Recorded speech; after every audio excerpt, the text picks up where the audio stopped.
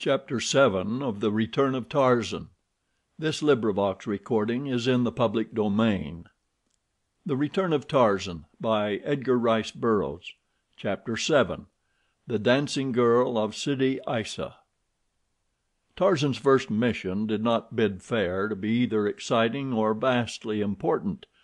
There was a certain lieutenant of Spahi whom the government had reason to suspect of improper relations with a great European power.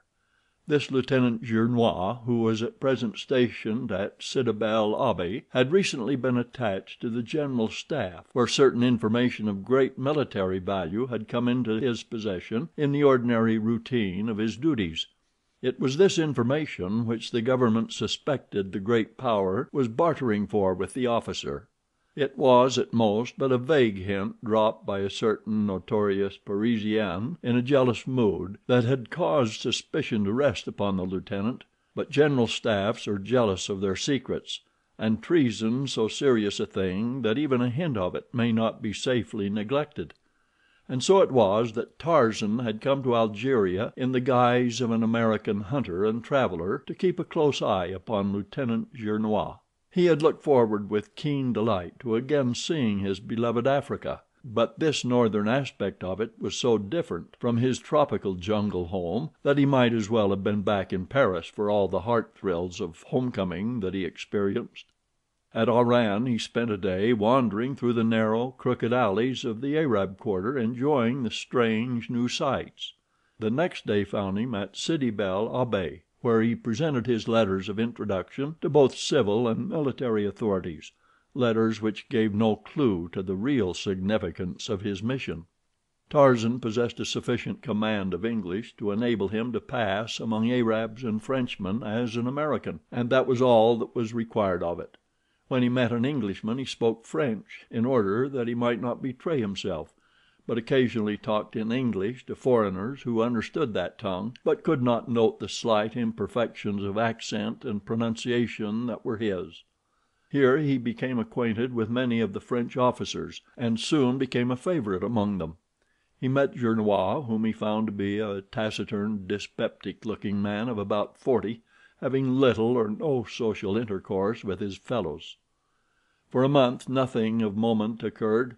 Gernois apparently had no visitors, nor did he, on his occasional visits to the town, hold communication with any who might, even by the wildest flight of imagination, be construed into secret agents of a foreign power. Tarzan was beginning to hope that, after all, the rumor might have been false, when suddenly Gernois was ordered to Bou Saada in the petty Sahara far to the south.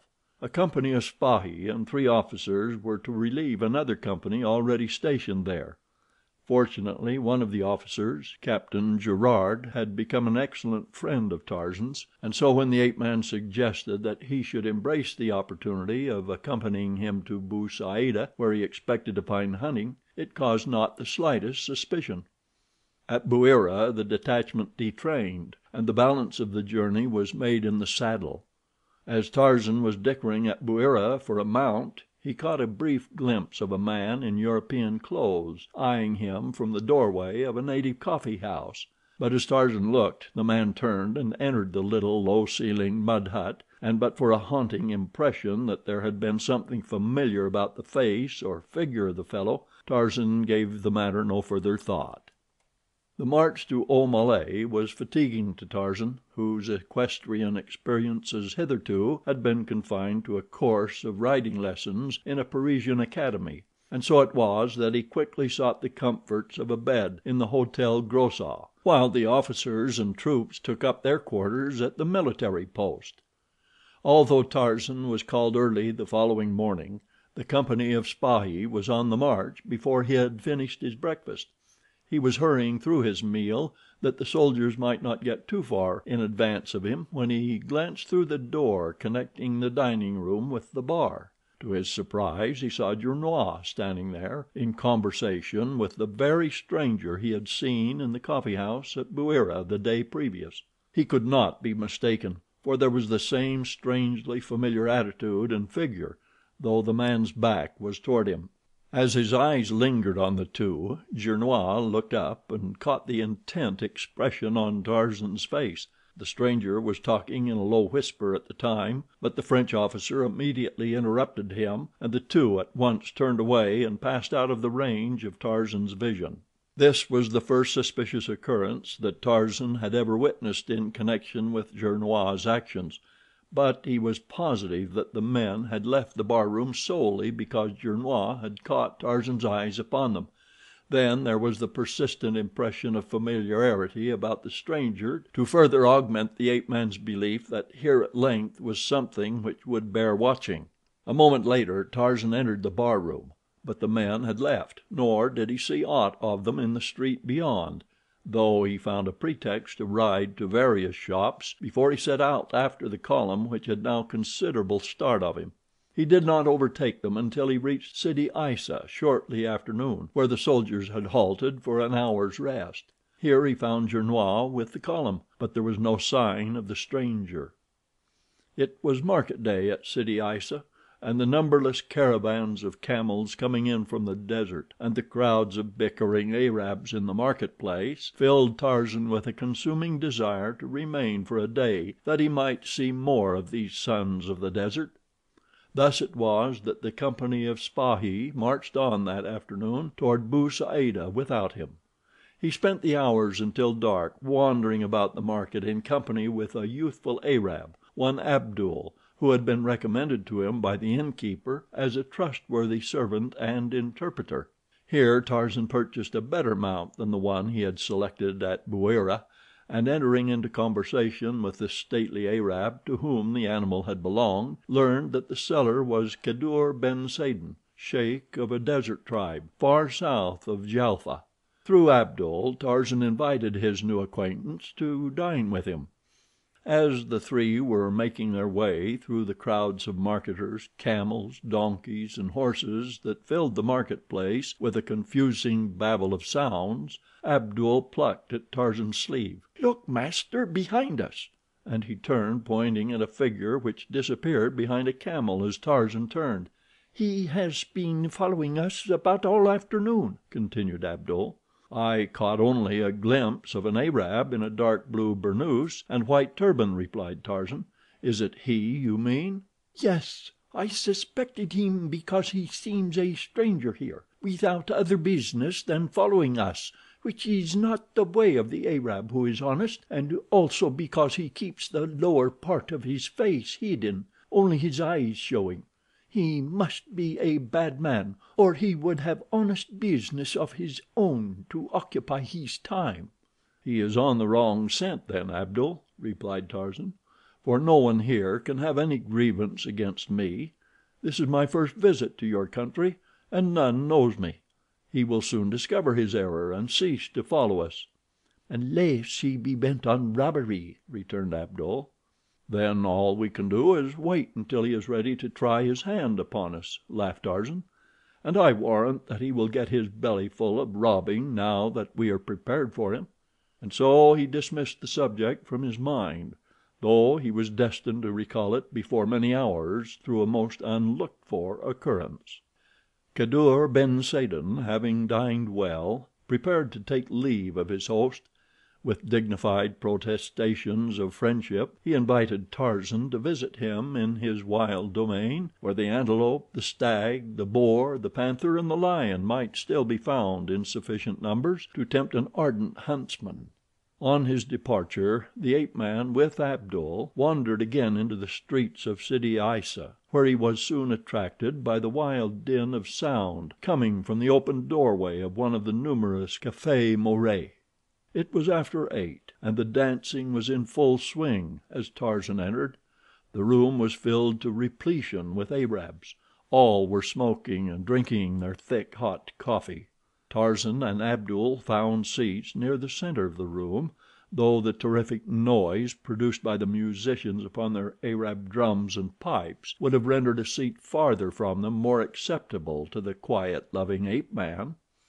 A rather good-looking Ouled Nail was dancing, and, perceiving Tarzan's European clothes, and scenting a generous gratuity, she threw her silken handkerchief upon his shoulder, to be rewarded with a franc.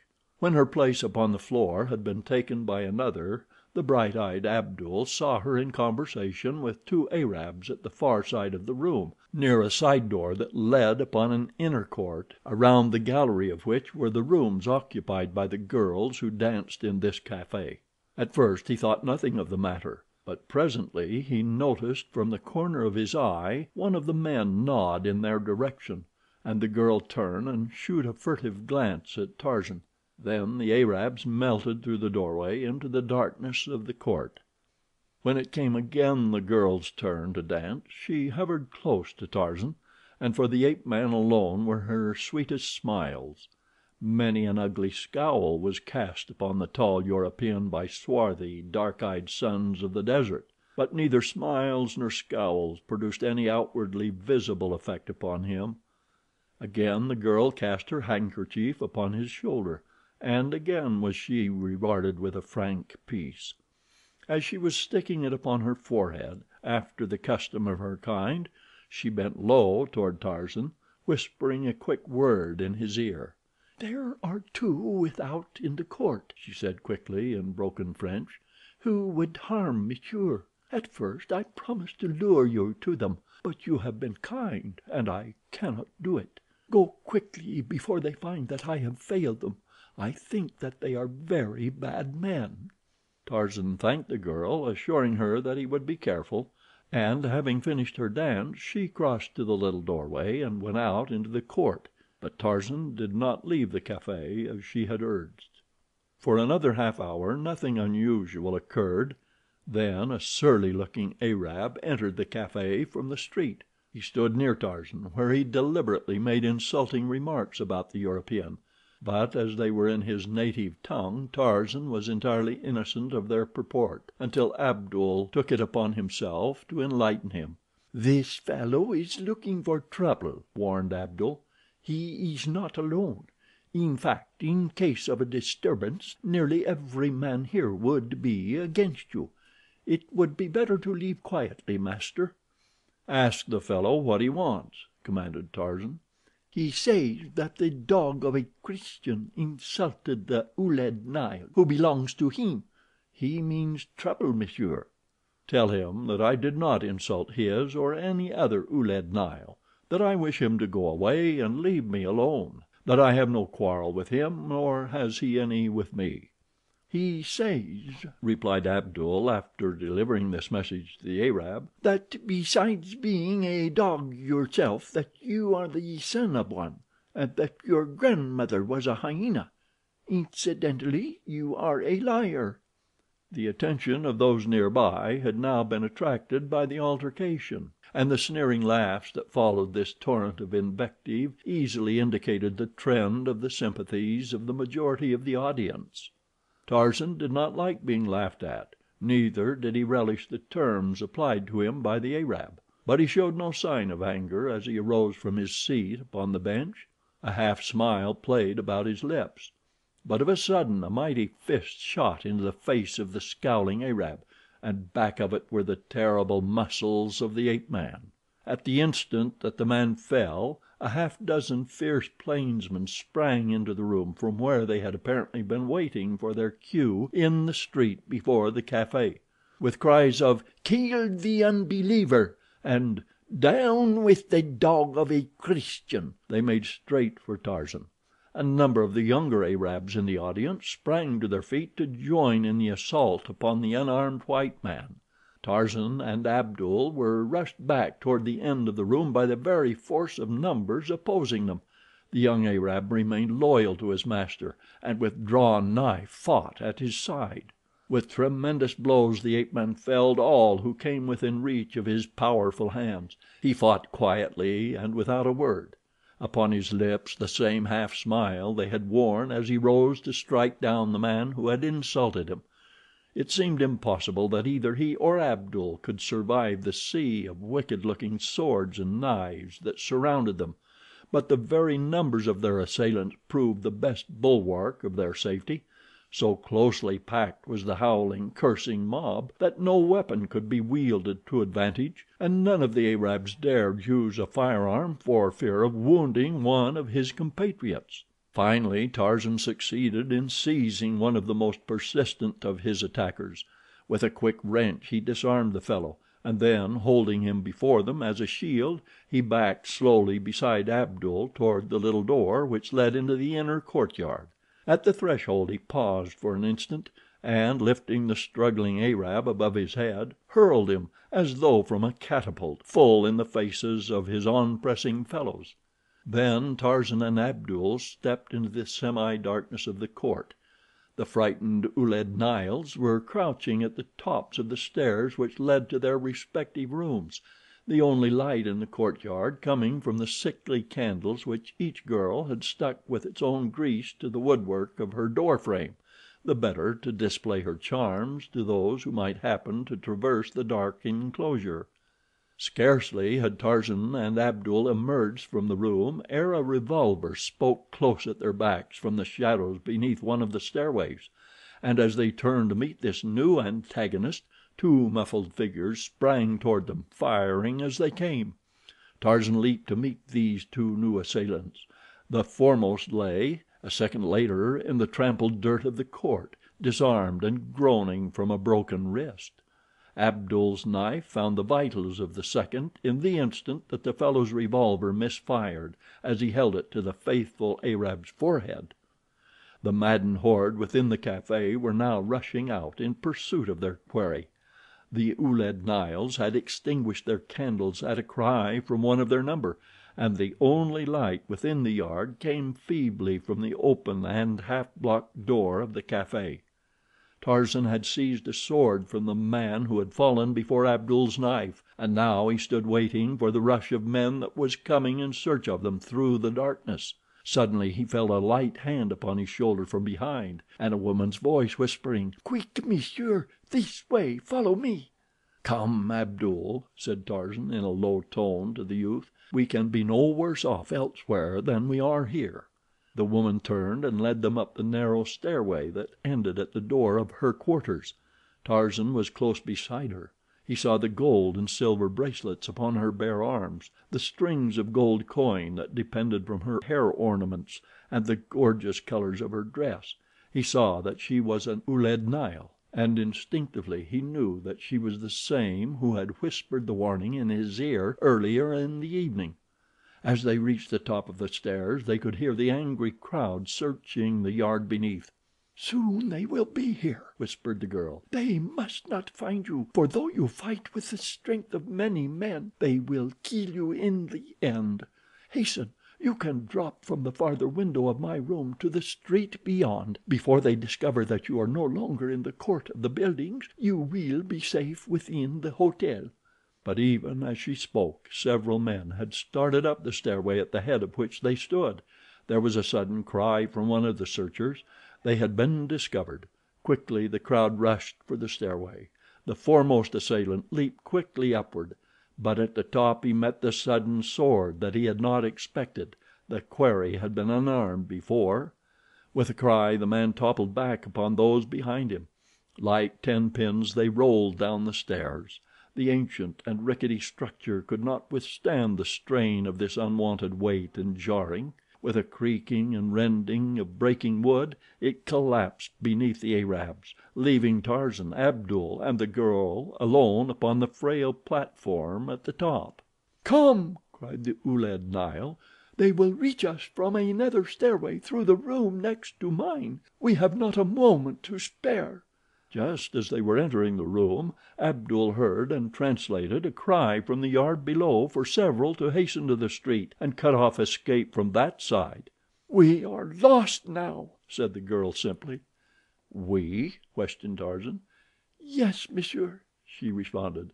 "They will kill me as well. Have I not aided you?" This put a different aspect on the matter.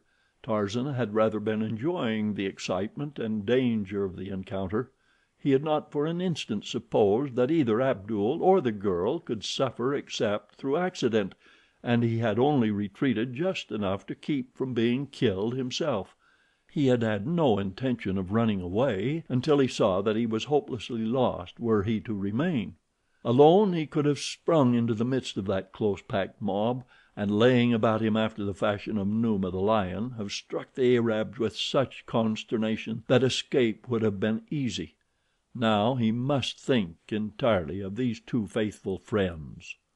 He crossed to the window which overlooked the street. In a minute there would be enemies below. Already he could hear the mob clambering the stairway to the next quarters. They would be at the door beside him in another instant. He put a foot upon the sill and leaned out, but he did not look down.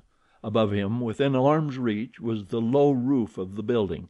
He called to the girl. She came and stood beside him. He put a great arm about her and lifted her across his shoulder.